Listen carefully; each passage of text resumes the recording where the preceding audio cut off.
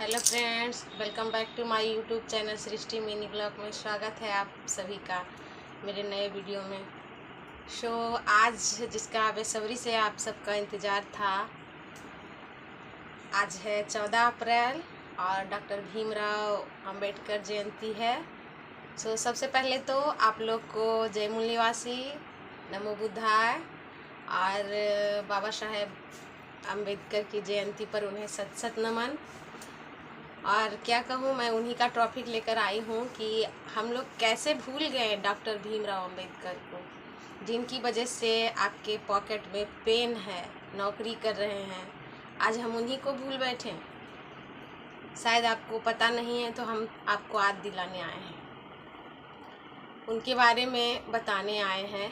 अगर हमारी वीडियो अच्छी लगे तो लाइक करें, कमेंट करें, और अगर आप मेरे चैनल पर नए हैं तो हमारे चैनल को बेशक सब्सक्राइब कर लें, क्योंकि आपका एक सब्सक्राइब ही हमें सफलता की ओर ले जाएगा। और कहते हैं ना, अगर कुछ ना कर सको तो शायद किसी के बारे में भला ही सोच लो। आप लोग का सपोर्ट और प्यार हम पर बना रहे, बस यही चाहते हैं, ताकि जब भी कोई वीडियो डालें तो आप तक ज़रूर पहुँचे। गाइज़, मैं शुरू करती हूँ बाबा साहेब के बारे में चंद कुछ लाइनें।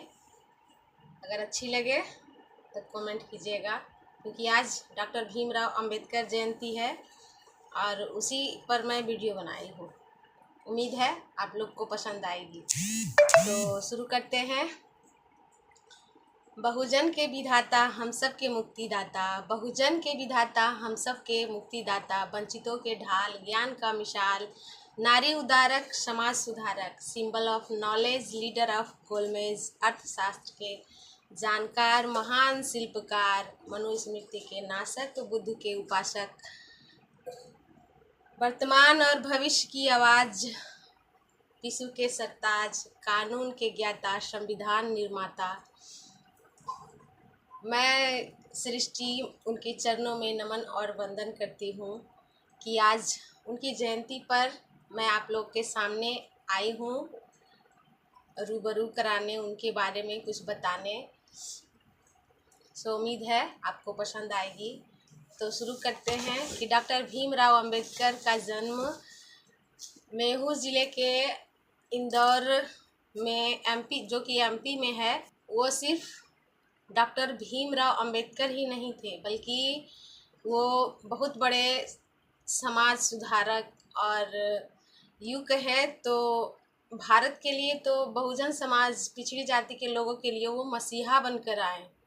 आज हम आपसे इस तरह से बात कर रहे हैं, या कहीं ना कहीं औरतें घर से निकलकर नौकरी कर रही है, स्वतंत्रता की ज़िंदगी जी रही है, ये सब के पीछे उनका बहुत बड़ा संघर्ष रहा, योगदान रहा।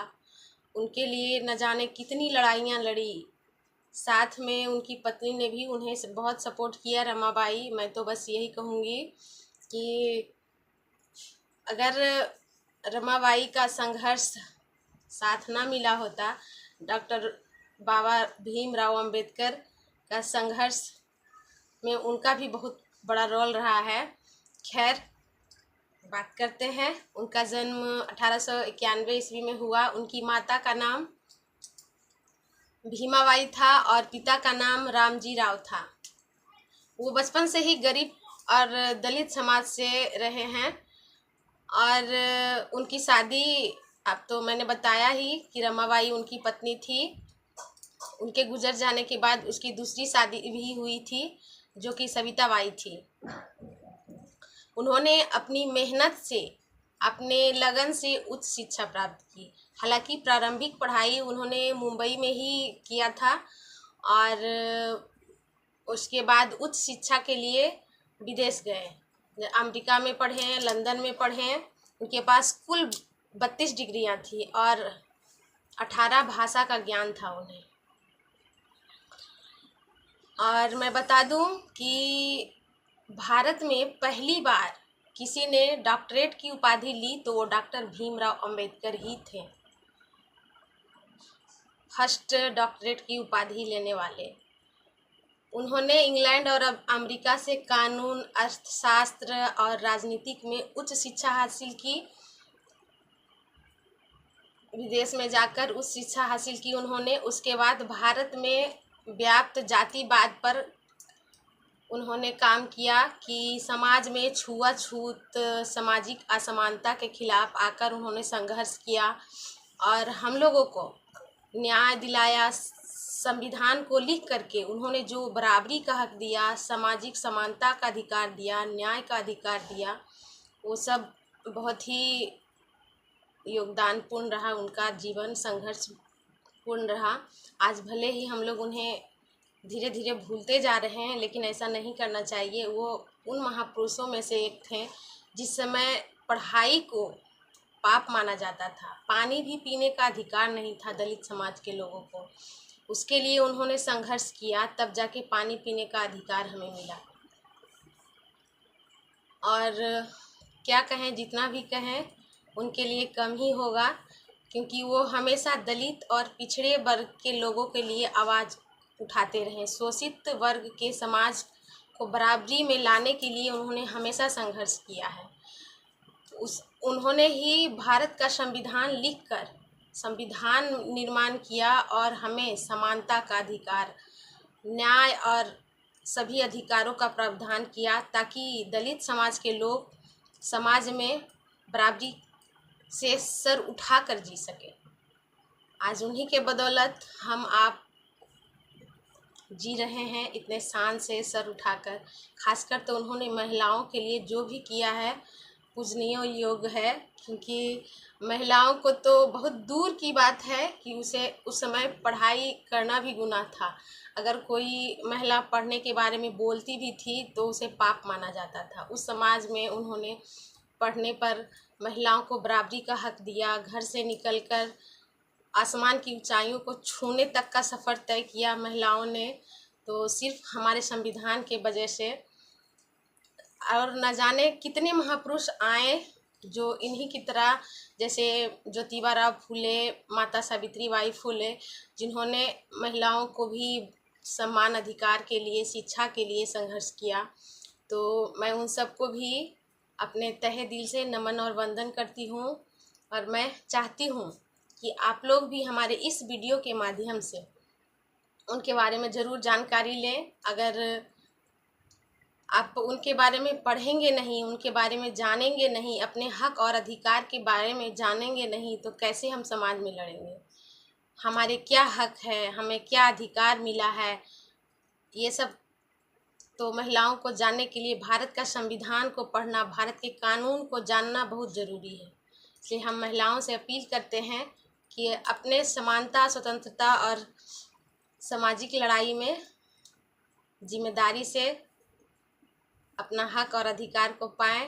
और क्या मैं कहूँ, मैं तो बस डॉक्टर भीमराव अंबेडकर के जयंती पर उन्हें आपसे रूबरू कराना चाहती हूँ कि आप भी हमारे वीडियो के माध्यम से उनके बारे में जानें कि क्यों उनकी जयंती को मनाना चाहिए, उन्हें याद करना चाहिए। मैंने तो आप लोगों को जगाने के लिए ये वीडियो बनाया है। अगर अच्छा लगे तो लाइक कीजिएगा, कमेंट कीजिएगा और शेयर कीजिएगा। मैंने देखा है कि डॉक्टर भीमराव अंबेडकर की जयंती पर सिर्फ माल्यार्पण कर देने से या जयंती पर छुट्टी कर देने से कुछ भी मिलेगा नहीं, क्योंकि जयंती मेन रूप से मनाया जाना चाहिए था स्कूल में, कॉलेजेस में, ताकि बच्चों को इसके बारे में जानकारियाँ अवेलेबल हो, ताकि हमारे महापुरुष, हमारे जो विद्वान थे डॉक्टर भीमराव अंबेडकर या जितने भी महापुरुष हुए जिनकी जयंती मनाया जाता है, तो इन सब में जयंती मनाने का मुख्य उद्देश्य उनके बारे में जानकारी देना कि उन्होंने हमारे देश के लिए क्या किया है, ताकि बच्चे हमारे जागरूक हो। और क्या कहूँगी, मैं तो बस यही कहना चाहूँगी, जिस तरह विदेश में डॉक्टर भीमराव अंबेडकर की जन्मदिन बड़े ही धूमधाम से मनाया जाता है, स्कूल में, कॉलेजेस में प्रतिमा लगाई जाती है, उन्हें भगवान की तरह पूजा जाना चाहिए। और मुख्य रूप से ये है कि उनकी विचारधारा पे चलना चाहिए हमें। उनका जो कहना था कि मतलब हमारी पूजा मत करो, उन्होंने बौद्ध धर्म इसीलिए अपनाया क्योंकि उन्होंने इंसानियत को अपनाया। बौद्ध धर्म को इसलिए अपनाया कि वहाँ सब लोग इक्वल हैं, बराबर हैं, और समाज में छुआछूत इतनी फैली हुई थी कि उन्होंने हिंदू धर्म उन्हें ठीक नहीं लगा, इसलिए उन्होंने बौद्ध धर्म को अपनाया और लोगों को ये संदेश दिया कि मतलब जैसे उच्च और नीच कोई नहीं होता, तुम्हारे अंदर भी वही खून है जो मेरे अंदर है, मैं भी वही वायुमंडल में हवा सांस लेती हूँ और आप लोग भी वही लेते हैं, चाहे उच्च कोटि के हो या निम्न कोटि के। जब ये धरती, ये देश, ये दुनिया, ये सब हमें ऊंच नीच नहीं समझा तो फिर कौन होता है हमें ऊंच और नीच बनाने वाला? कोई और इंसान। छुआछूत ये सब क्या है? इस सब के लिए उन्होंने जो संघर्ष किया, आज जिसकी वजह से हम लोग कुर्सी पर बैठे हैं, बड़े बड़े मिनिस्टर, ऑफिसर्स या नौकरी कर रहे हैं जिस भी पोस्ट पर, या देख रहे हैं लड़कियों भी किसी से कम नहीं है, तो ये सब शिक्षा के बदौलत हुआ है। ये सब डॉक्टर भीमराव अंबेडकर की वजह से ही हुआ है। तो मुख्य रूप से तो मैं यही कहूँगी कि इसके बारे में जयंती में मनानी चाहिए, छुट्टी नहीं। छुट्टी का प्रावधान ठीक नहीं है। मुझे लगता है बच्चे तो घर बैठ जाएंगे तो फिर क्या जानेंगे कि हमारे महापुरुष कैसे थे, उनके बारे में उनको क्या जानकारी मिला। ठीक है, मान लिया जाए कि मैं शिक्षित हूँ, मैं अपने बच्चे को पढ़ाऊँगी और बताऊँगी, लेकिन बाकी के बच्चे जो जिनके गार्जियंस एजुकेटेड नहीं हैं, उन्हें तो कुछ भी पता नहीं चलेगा। तो फिर वो लोग कैसे जानेंगे कि क्यों छुट्टी है, किस चीज़ की छुट्टी है? मेन रूप से बाबा सिर्फ सीधे जान जाएगा बाबा साहेब अम्बेडकर की जयंती है, अम्बेडकर की जयंती है। अरे जयंती है तो उसके बारे में उन्हें बताओ, उन्हें सही जानकारी दो। ओके फ्रेंड्स, ज़्यादा क्या ही बोलूँ मैं अपनी वीडियो में। अगर वीडियो अच्छी लगे तो लाइक कीजिएगा। नमस्कार, प्रणाम आप सभी को। नमो बुद्धाय, जय मूल निवासी। बाय बाय, मिलते हैं नेक्स्ट वीडियो में।